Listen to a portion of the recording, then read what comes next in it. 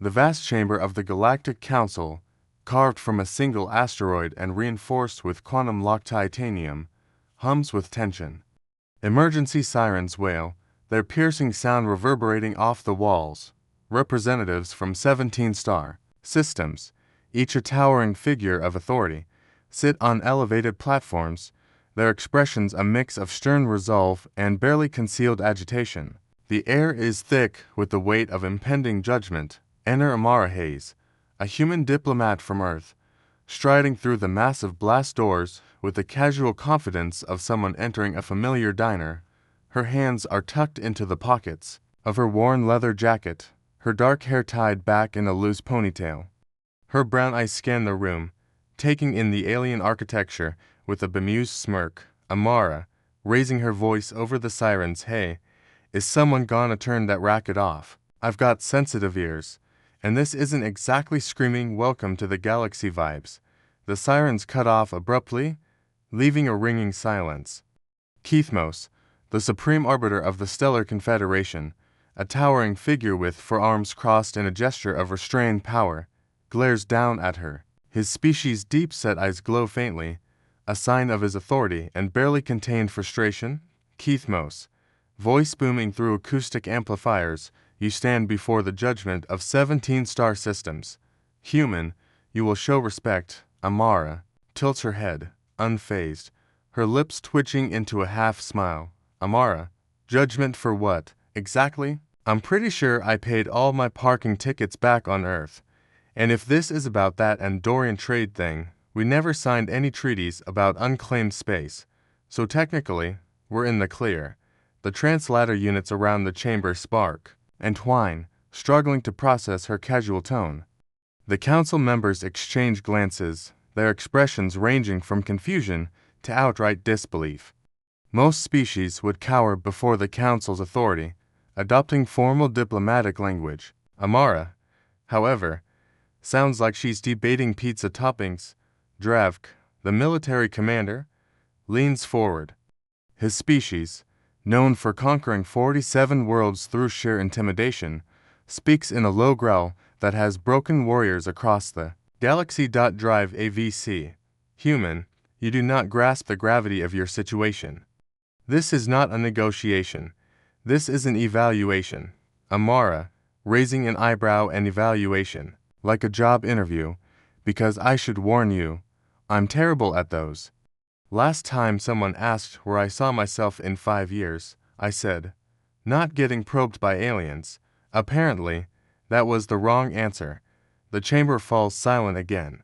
But this time it's different, not the intimidating silence the council intended, but the kind that follows when a room full of predators realizes their prey might not be as helpless as they thought. Yara, the chief xenobiologist, activates her data tablet with a sharp click, her three-fingered hand trembling slightly. YARA. Begin Protocol 7. Standard Psychological Conditioning Display. Earth Catastrophic Events. Historical Archive. The chamber's lights dim, and holographic projectors hum to life. The air shimmers, and suddenly Amara is standing in the midst of a three-dimensional recreation of Mount Vesuvius erupting in 79 AD. The heat is oppressive, the roar of the volcano deafening. The smell of sulfur and burning stone chokes the air as Pompeii crumbles, consumed by ash and fire. Screams echo as holographic figures flee, only to be overtaken by pyroclastic flows. Amara stands in the center of the chaos, her expression one of mild interest. She glances at a family swallowed by the ash, then turns to the council. Amara, Pompeii, right. 79 AD. Nice job on the historical accuracy, though I think your wind direction's off. Archaeological records show the initial blast went more northwest. Keith Muntz, voice strained. Observe. Human, learn your place. The hologram shifts, and now Amara stands in the heart of the 1906 San Francisco earthquake. The ground bucks and heaves, buildings collapse into rubble, and fires erupt as gas lines rupture. Amara steadies herself against a non-existent lamppost, pulls out her phone, and starts typing notes. Amara, okay, this is impressive. The seismic simulation is spot on. How are you generating this? Localized grav manipulation. Dravk, snarling, stop talking. Watch your species burn. Amara, ducking as a holographic chunk of masonry flies past. I mean, it's tragic. Sure. But this was over a century ago. Got anything more recent? The 2011 Tohoku earthquake and tsunami had way more impact, and the footage is better quality. The hologram flickers again, now showing Hurricane Katrina devastating New Orleans. Storm surges crash over levees, turning streets into rivers. The wind howls, tearing roofs from houses. Amara watches a home get swept away, then turns to the council. Amara, okay, this is a good one. But if you really want to show off, try Hurricane Maria in Puerto Rico. That's a master class in how infrastructure failure amplifies a disaster's impact. Yara's tablet cracks in her grip. She whispers to Keith Mose, her voice trembling. Yara, she's analyzing our psychological warfare protocols.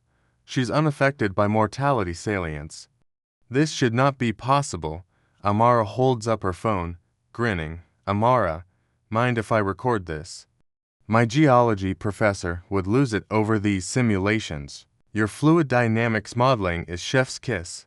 Keith Mose, slamming all for fists on his podium. Human, you have seen your species' fragility. Your world's weakness. What is your response? Amara tucks her phone into her pocket, her smile widening, as she meets the gaze of each council member. Their expressions range from confusion to barely concealed panic. Amara, my response. This is supposed to be scary. The chamber falls silent, the environmental systems themselves seeming to hold their breath. Amara, don't get me wrong. These are tragedies. People died. It's sad. But this is your big intimidation package. Disasters we survived and learned from decades. Centuries ago. She starts counting on her fingers. Pompeii taught us volcanology and early warning systems. San Francisco revolutionized seismic engineering. Katrina improved disaster prep. These aren't proof of human weakness, they're proof we learn, adapt, and get stronger. She gestures at the now empty holographic space. Amara, plus, you're cherry picking. What about the disasters we prevented? Asteroid deflections, volcano evacuations, hurricanes we tracked and prepped for. Yara, barely audible, your species dies in these events. How are you not afraid?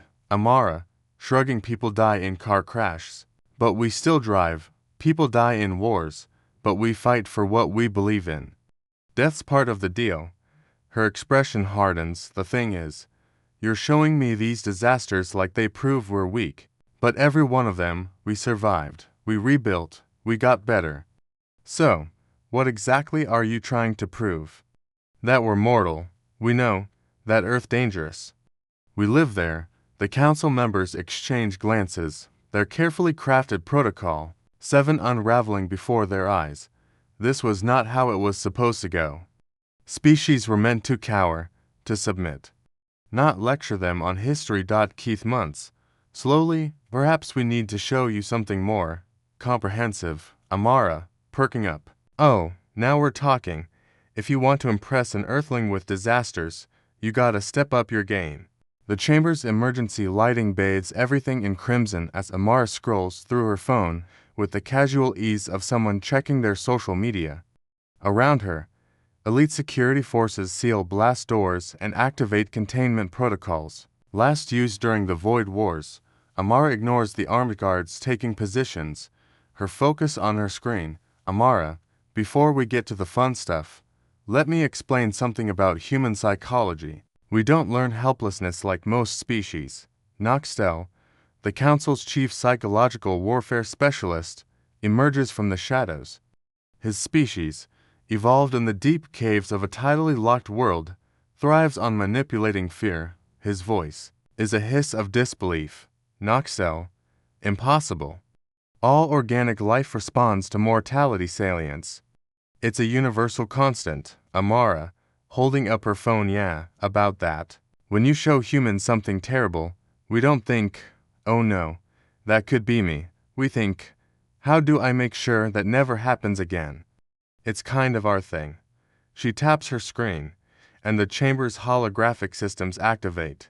Without authorization, Brixen, the security chief, scrambles at his control panel, his voice cracking across 3 frequencies. Brixen, how is she accessing our systems?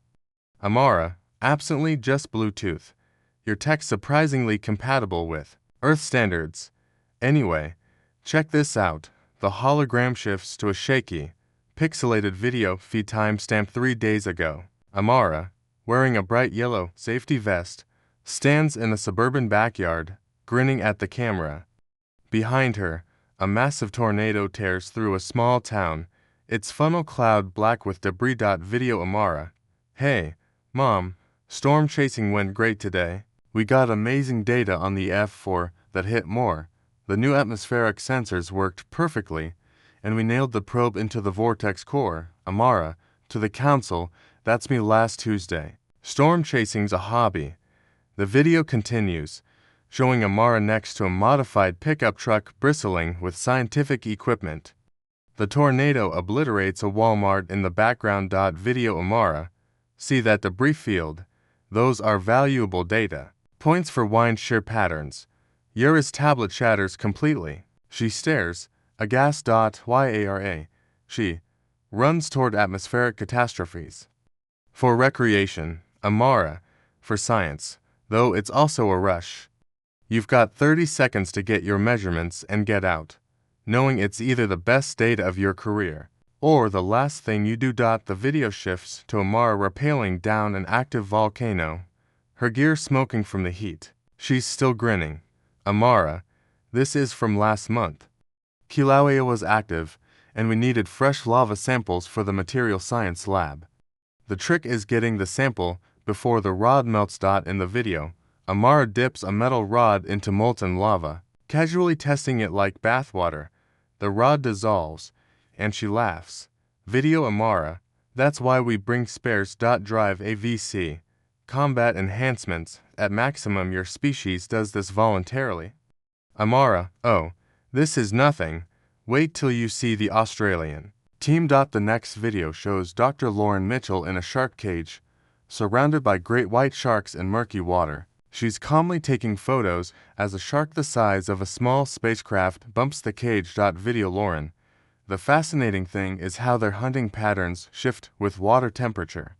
This guy's cautious. They're smarter than people think. Amara, Lauren's a high school biology teacher. She does this for fun. Last year, she swam with bull sharks in murky river water on vacation. Keith Muntz feels a primal terror, a sensation alien to his centuries of diplomatic service. Keith Mose, your species seeks mortal danger.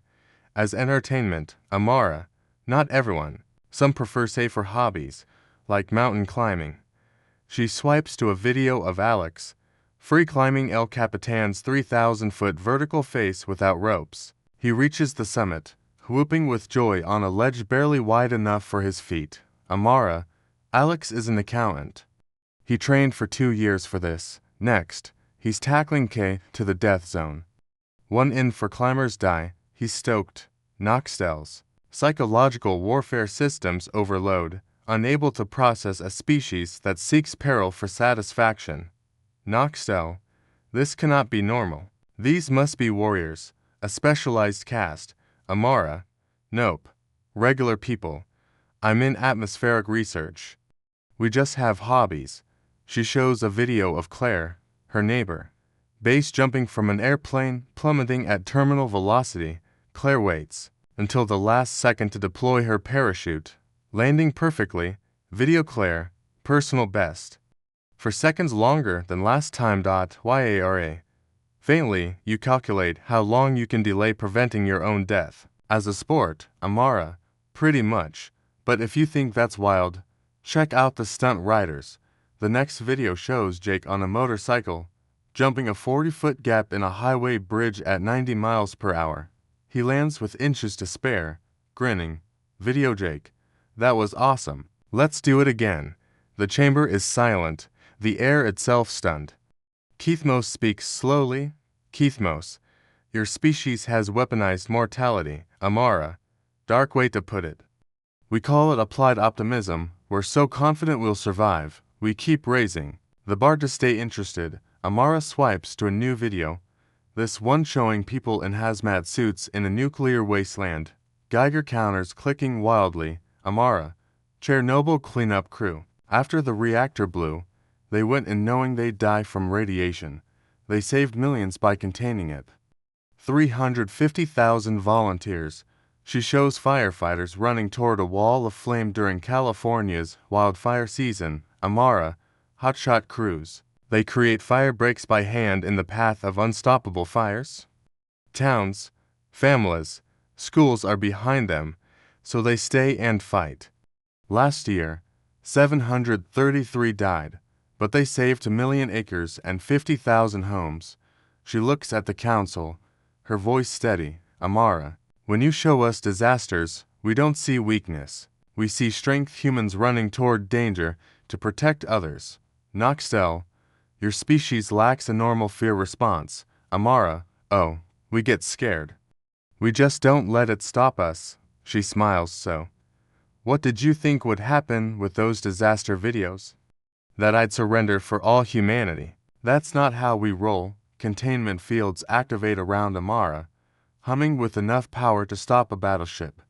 She leans against one like it's a porch railing. Amara, you think scary stuff makes us submit. But when you intimidate humans, we don't get scared, we get curious. Brixen, panicked, checking readouts. Her biometrics are impossible. Steady heart rate, normal stress hormones. She should be terrified. Amara, told you, we don't do terror like you expect. We do. This. She taps her phone, and the hologram shows the International Defense Platform, a massive space station orbiting Earth, bristling with weapons and solar panels. It's both elegant and menacing. Amara, we built this after we detected your surveillance probes, just in case anyone got ideas about intimidation. Took 18 months a record. Keithmos, when did your species achieve orbital weapons platforms? Our intel said you barely had space flight. Amara, your intel's 15 years old. Once we knew we weren't alone, our military-industrial complex pivoted. Humans are great at rapid development when motivated. The hologram shows thousands of workers assembling the platform in space. Cargo shuttles deliver components, and automated systems mine the moon. Amara, lunar base Alpha supplies 60% of our heavy metals. Mars base Beta's next. Asteroid mining's ramping up. Space has resources, we just had to get them. Drive AVC. Stunned. You militarized in response to theoretical threats. Amara, not theoretical. Your evaluation protocols screamed containment. We don't ignore that. She shows a war room with humans studying galactic star charts, marking alien systems with tactical data. Amara, Admiral Patterson's been running simulations since we spotted your probes. We've got contingencies for every scenario. Brixen, how do you have intel on our infrastructure? Amara, your surveillance assumes primitive species won't notice. We've been paranoid about being watched since Egypt built pyramids. Our stealth reckon's been mapping your territories for 8 months. A video shows a sleek human ship decloaking near an alien military base, recording data, then vanishing. Amara, your fleets are designed for traditional warfare. We do swarm tactics, distributed networks, and fight for ideas, not territory. She shows a tactical manual, asymmetric warfare, human combat applications. Chapters cover guerrilla tactics, tech disruption, and mimetic weapons. Yara, what are mimetic weapons? Amara, ideas that spread like viruses. Freedom, rights, self-determination. They undermine authority and spread fast with good production value. A data visualization shows these ideas infecting galactic communication networks like a virus. Keith Muntz, you're waging psychological warfare on our civilization. Amara, cultural exchange. Technically, same difference. She shows the Large Hadron Collider 3, a continent-spanning particle accelerator. Scientists discuss creating micro black holes and manipulating space-time. Amara, we're working on FTL travel outside hyperspace. Lanes and temporal displacement weapons. Small stuff, like aging an enemy ship's systems by decades in seconds. A test video shows a metal block crumbling to dust under a beam. The Council exchanges horrified glances. Noxtel, you develop civilization-ending weapons in response to. Evaluation, Amara, you threatened us, we innovated. That's what we do. The containment fields flicker and die, overwhelmed by her phone's interference. She steps out, unfazed. Amara, you haven't seen the best part. The hologram shows Earth, now a fortress of orbital platforms, defense grids, and lunar mass drivers. Mars glows with shipyards. Amara, welcome to Sol System. 8 billion humans, and we all know you're here. Amara swipes to a video of General Martinez addressing a massive auditorium.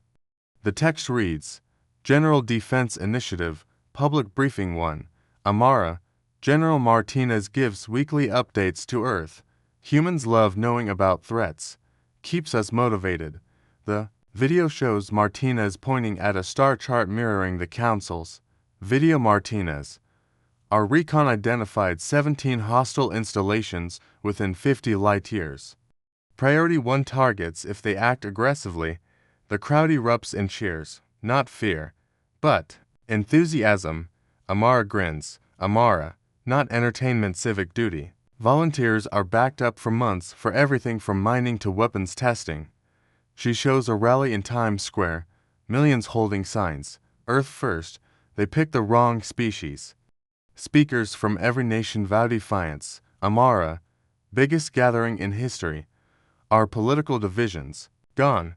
Nothing unites humans like an external threat. A display shows Shipyard 1, producing 50 Wasp-class ships daily. Small, fast, and deadly. Amara, Wasps hit hard and vanish. Engagement time, for seconds. Your cruisers can't keep up. Drive AVC. You've militarized guerrilla tactics for space. Amara, it's what we're good at. Fighting bigger enemies is our history. She reveals a hacked galactic communication network, showing intercepted orders and secrets. Amara, we know your fleet budgets, supply issues, even Admiral Kekstan's gambling debts. Your encryption wasn't ready for us. YARA single quotes S tablet fragments dissolve. She whispers. YARA, you've compromised our command structure. Amara, information superiority. Technically, a tactical display shows human ships surrounding every alien fleet. Amara, Admiral Patterson, sends his compliments. Your predictable fleet positions made our job easy. Noxel, how many ships do you have? Amara, enough, classified, but our automation means we're adding 200 daily. Exponential growth. The Council reels as Amara shows Project Prometheus, a Dyson swarm encircling Sol. Amara, full stellar energy capture. 10,000 times our current industrial capacity. Portable versions for other stars are in the works. Drive AVC. You're building an empire. Amara, security buffers. Same difference. A projection shows human expansion over 50 years. Outposts, colonies, and patrols in every system. Amara, not conquest. Neighborhood watch. We ensure everyone plays nice. She presents the Terran hegemony articles of cooperation, offering tech sharing and trade for adherence to human principles. Keithmos, what if we refuse? Amara, smiling unfortunate, shows Project Damocles, massive bombardment platforms. These can sterilize planets or collapse stars. They're already positioned. YARA, genocide to enforce your views. Amara, aggressive urban renewal, we prefer. Peace. She shows a countdown timer. 20 minutes. Amara, my government gave me 4 hours to resolve this diplomatically. If I don't, Admiral Patterson enacts the Permanent Solution Protocol. Noxel, what's that? Amara, join the New Order or become a cautionary tale. Her smile is predatory. Amara, most find freedom and democracy grow on them. Keith Muntz: carefully, we apologize for any misunderstanding. We'd like to discuss your partnership agreement. Amara, Stopping the timer excellent. Welcome to the new Galactic Order, the Galactic Council chambers, redesigned for democratic debate, hum with activity. Representatives from 47 species report on implementing human principles. Ambassador Dravk, now elected, stands. Drive AVC, crimes down 40%, productivities up 60%. Military's redirection to exploration and aid. Amara, in the human delegation, takes notes. The galaxy is transforming civil rights, open trade, shared science. She proposes an interspecies exploration initiative for the Outer Rim. Axiom representative, contact protocols. Amara, we introduce ourselves, explain the new galactic rules, and invite them to join. If they decline, we ensure they understand their options. The motion passes unanimously. Amara walks through the council complex, passing displays of thriving trade, shared art, and cooperative patrols. Her phone buzzes with updates from Admiral Patterson. Humanity's still building, expanding, ensuring peace. She pauses at a viewing window, watching human and alien ships patrol together. The galaxy isn't perfect, but it's better. Humanity's determination, backed by firepower and optimism, has reshaped it. Amara, to herself, not bad for a Tuesday. She smiles, knowing the only thing more dangerous than a scared human is one, determined to make the galaxy a better place whether it wants it or not.